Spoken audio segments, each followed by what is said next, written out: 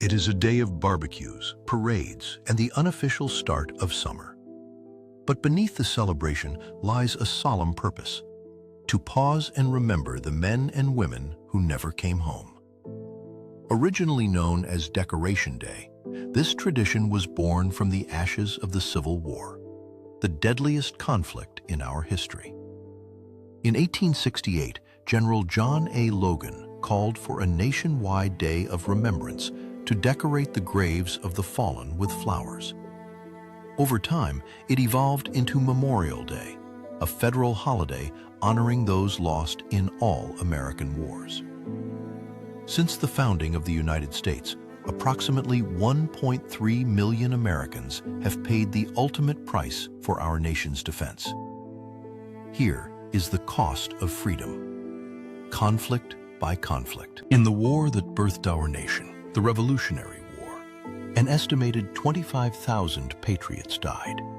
For every soldier killed in battle, many more succumbed to disease and poor conditions in captivity.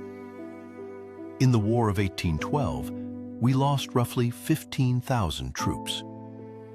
Decades later, the Mexican-American War claimed over 13,000 lives, again with disease being the deadliest enemy.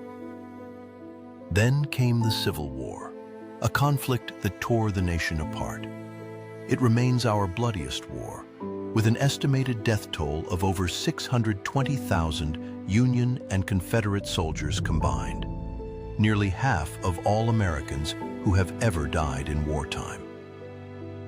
At the turn of the century, the Spanish-American War cost nearly 2,400 lives. But the scale of death changed forever with World War I, where modern warfare claimed over 116,000 American service members. A generation later, the world burned again. World War II saw more than 405,000 Americans perish in the fight against fascism in Europe and the Pacific.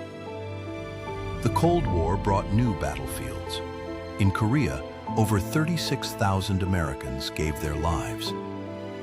In the jungles of Vietnam, another 58,000 names were etched into history, and eventually into the black granite of the Vietnam Veterans Memorial. In the modern era, the Gulf War cost nearly 400 lives.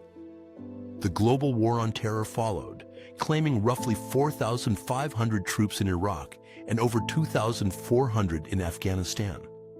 Behind every number is a name, a family, and a story cut short. This Memorial Day, we honor the 1.3 million who gave everything so that we could be here today. We remember.